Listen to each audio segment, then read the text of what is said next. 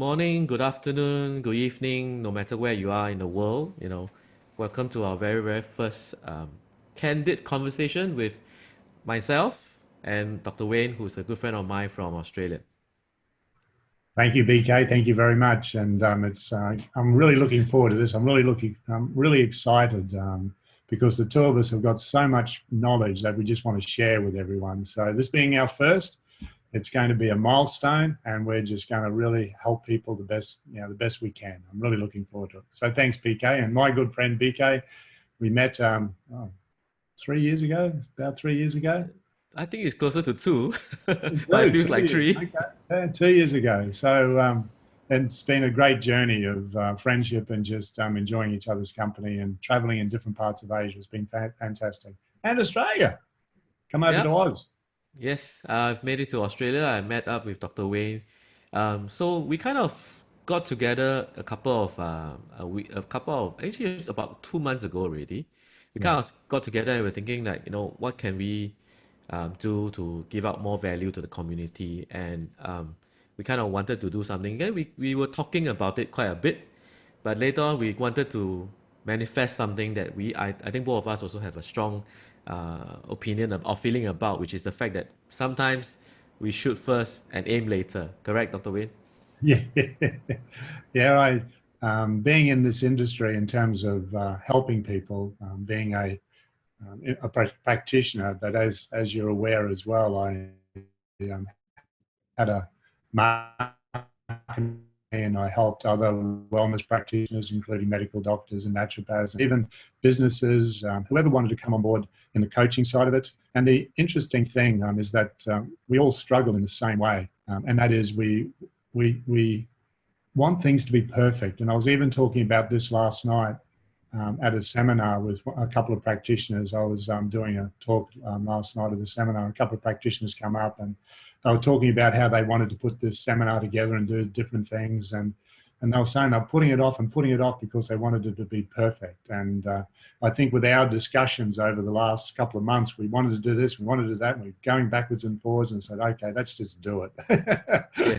Yeah, So I I suppose totally on agree. that, it's not going to be perfect, everyone that's watching, but we're going to do the best we can to help you to go from where you are now to actually improve whatever aspects in your life you'd like to be, especially in the network marketing sphere. Yes, and actually, I'm kind of glad that Dr. Wayne brought it up because I was just thinking we haven't really actually introduced what is the topic of our Yeah. discussion about, right? Yeah, we're going to talk about what I feel and what Dr. Wayne also feel is probably one of it's not perfect, but it's a better way of doing business or even growing a career or even a personal development kind of thing, So we are going to talk about network marketing, and maybe I'd like to invite Dr. Wayne to kind of share with us how did you get started into this industry, or I know you had a very tough time negotiating the business model, I think. Yes, I did. And I suppose I think it might be nice just to go back so that people can understand where I've originally come from and just a little bit about who I am, I suppose. So the interesting thing about myself is I really never liked school. I really didn't like academia at all. I actually I never read a book right up until grade 12. I really disliked academia. But I was really good at sport. And one of the reasons I was good at sport was because a couple of the schools I went to, learned to run really quickly, because if you didn't, some interesting people in school might catch you. So I learned to run very quickly. And I became a professional squash coach at that particular time. When I was around about the 20, I was quite a young professional squash coach, and I used to also play touch football and really made it into the Australian touch football side. So I excelled in sport, and I loved sport. My whole week was basically around that. And then, okay, now we've got to basically now start to earn a living. So when I finished school, I basically came into public service for 6 years, and I learned how not to work, and I just didn't like it at all. It was really, depressing is probably an understatement for it, especially for someone who really liked doing things and getting out there. I was still enjoying my years of doing stuff at, in sport, but I really just wasn't enjoying what I was doing. So I actually got out of there and I said, well, I haven't done anything. I need to really start to look at my life. And I said, what can I do? I've done nothing in academia. I haven't got any qualifications. So I actually learned and said, well, what's the hardest job I could ever do? And I actually went into insurance, and I did that for a couple of years and then excelled. And during that, I read my first book, which was Think and Grow Rich. And this then catapulted me in a way that where I am today is because of that one book. And then from there, I read Psycho-Cybernetics. I read a whole lot of motivational books, how to goal set, etc. And my life totally changed. And then there was another pivotal part in my career where in my touch football career, I actually had an injury. And this injury, normally it was an ankle injury. And unfortunately, it would normally not heal in a week because I needed to get back on the field and touch football the following week to literally play for the Queensland state side. And I was really, not very happy that this had happened. And I knew that the normal way of helping my injury would not have done anything. So I just wasn't very happy. But a friend of mine said, why don't you try acupuncture? And I had 3 acupuncture treatments in that week, 1 week, and I was back on the field. And I was just amazed. And there was a couple of other things I wanted to look at. So I went back to this acupuncturist, and lo and behold, he said to me one day, Wayne, why don't you come along to the open day and have a look at acupuncture, see if you want to make that a career. And this is where I fell in love with acupuncture. Then I did a degree in traditional Chinese medicine. Then I went into naturopathy, even went and studied Ayurvedic sciences, went through India, went through all different parts of Australia and New Zealand, and just loved it. Never got a degree in that, but just loved the foundations of Ayurvedic science. So I went from having a job. Some people say it's just over broke, and this is not saying anyone who does have a job, it's demeaning or anything like that. But the interesting thing with being in the government, I really disliked it. And then I went and then did, as said, looked at insurances and did other things until I then become self-employed as a practitioner. And in there, this is where the story gets really interesting, BK and others listening, is that I was doing all right in business. And then when you look at statistics in business, most fail in the first 5 years. And this is also the same in network marketing. Most fail anything within the first 5 years. And I did really well, but I was lucky enough to keep reading. Remember these motivational books I was reading? I then actually got in contact with how to market. Marketing then allowed my business to go from a nice 6-figure income to 7-figure. It tripled because I learned marketing. Now, the interesting thing with marketing, we'll be getting into this more in other series, but there's 2 different types of marketing. And most people really use the first type, which is what we call institutional marketing. And institutional marketing is where you get someone like Nike or something like that who'll come into an area or a country and they just blow it apart with money. They just hit it really hard with money because they've got the budget. The most important marketing for any direct response or any network marketer is called emotional direct response marketing. Emotional means you tell your story. It's a story that's told from the heart. Direct response means you know your metrics, you know your statistics. And marketing means, in this particular emotional direct response marketing, is putting all that together in a way that fits you, it comes from the heart. And once I learned these skills, it really changed everything about my business.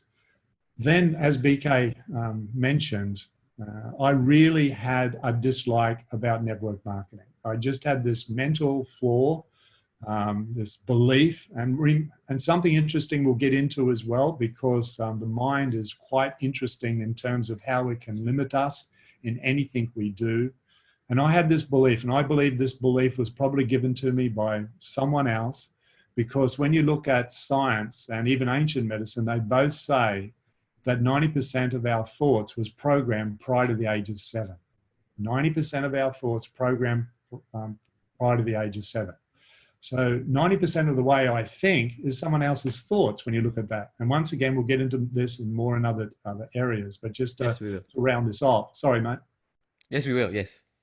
Go ahead now. And from there, it's fascinating in terms of a product came to me that was, I thought, impossible to put in a bottle because, and we're not going to name the products or anything like that, but a product came to me and I used to have a machine beside me that used to predict these particular molecules. And it was quite interesting. I didn't believe that someone could do it, but then I had to get my own biases out of the way, because if this could help people, what gave me the right to stop this from helping people because of my own biases? And I'm really interested in my own thoughts, or people when they come into the clinic, or when I'm doing coaching and mindset stuff. Because when someone says X, I don't like X, I'll actually challenge them to think, do you really think that is your thoughts? And that's what I challenge myself. Are these my thoughts? And the interesting thing is, when I actually got into network marketing, I found something really interesting. Remembering I had a business that was in natural medicine. I also had a business that was in marketing, and these are making 7 figures. I also had another business in coaching. And the phenomena here is that meant a lot of hard work. Holidays, were worried about the clinic, we're worried about the business. Yes, I went on holidays, but there was this niggle. I never felt true freedom. I've only been in network marketing 3 times. I'm sorry, 3 times, 3 years, and I feel free. I can go on holidays and not have a worry, because there is a residual income that's coming in all the time. And when you look at the greats in terms of Richard Branson and even Robert Kiyosaki, Richard Branson says, I'm a tremendous believer in network marketing. I'm a great believer in entrepreneurs. I think all the future jobs in the next 20 to 30 years will be created by network marketing entrepreneurs. And even Robert Kiyosaki said, network marketers gives people the opportunity with very low risk and very low financial commitment to build your own income, generating assets and acquired great wealth. And Robert Kiyosaki actually says that network marketing will be the business of the 21st century. So to finish that off there, BK, probably very skeptical, didn't want to be a part of network marketing, but now that I'm a part of it, I really want other people to understand how much freedom and how much joy network marketing can bring to your heart. And I suppose on that, BK, what's your story? Where's your background, and what brought you to network marketing?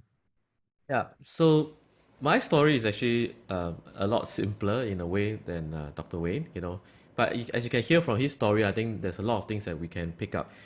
We are very disparate in the sense. Of course, I'm Singaporean. He's Australian. We are in different parts of the world. He didn't like academia. For me, I was kind of slightly different. My parents, we came from a very poor background. My parents were like blue collar workers. They told me that you got to study hard, because we're not going to be able to afford to bring you to send you to the university if you can't get a scholarship, or things like that. Or I felt that I didn't want to burden them with that. So all along in my academic year, I've always kind of tried to study harder. Now, I just want to highlight something. I like to learn, but I don't really like exams. So if I can get by with a B or C in exam, I'm actually kind of happy already. So I do like to learn, I do like to read, and I do like academia in a sense. So I did pretty well in school. I went to a good school in Singapore. I got a scholarship, and they paid for my studies and everything. And I also got, because of that scholarship, I think I was kind of fast-tracked in my career. I was promoted very fast. I think at that time, most people would take 5 to 7 years to get their first promotion. I got it in like 2 years.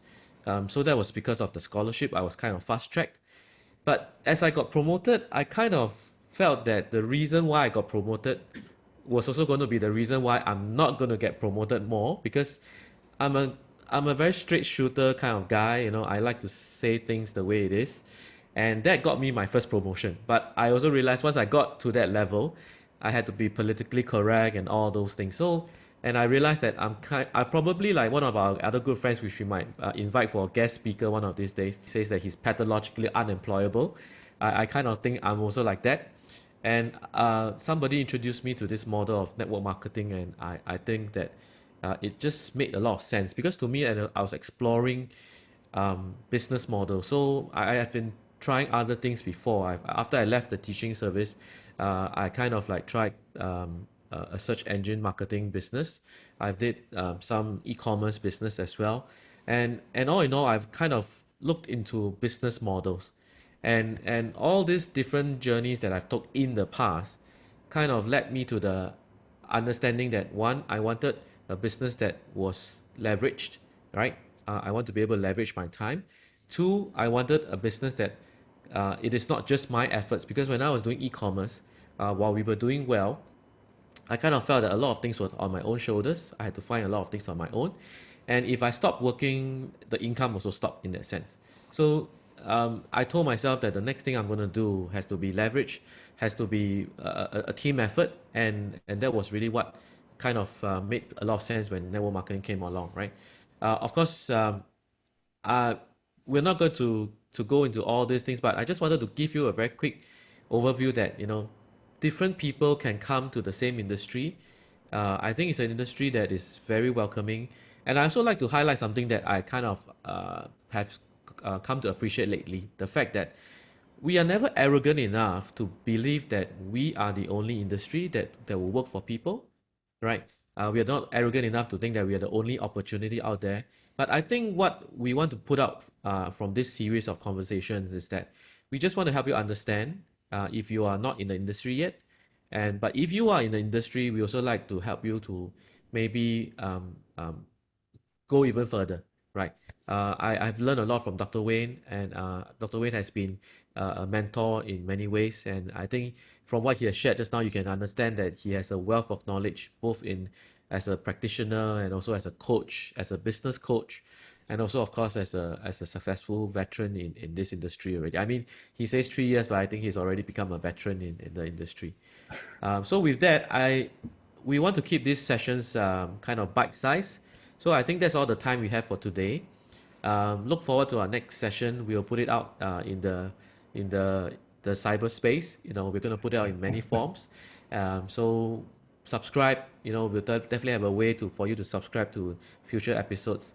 Uh, we don't aim for perfection, right? We aim for progress. Progress or progression is perfection. If you find that this we are not like as like polished or whatever, I think we are totally fine with that. We are going to go ahead and go with the fact that progression is perfection, right, Dr. Wade? Very, very true. Very true. And I'm really just so glad that we've got this first one. I'm really looking forward to next ones that we'll be putting together because in no matter what business we are in, if we can understand emotional direct response marketing, the 4 pivotal keys, and I'll go through this a lot more in the next um, uh, what are we calling show? Yeah, in the next show, we'll go through the 4 pivotal keys on basically how to actually allow any business to move forward. And of course, we're centering on network marketing. So thanks, BK. Thanks for your kind words. And I'm really looking forward to this journey. Yeah, so even to our audience who's going to be listening in, let's learn together, let's learn along. So with that, we end our first show for today, and we will see you in no time. Bye, Okay. everyone. Bye, man. Yeah. Bye.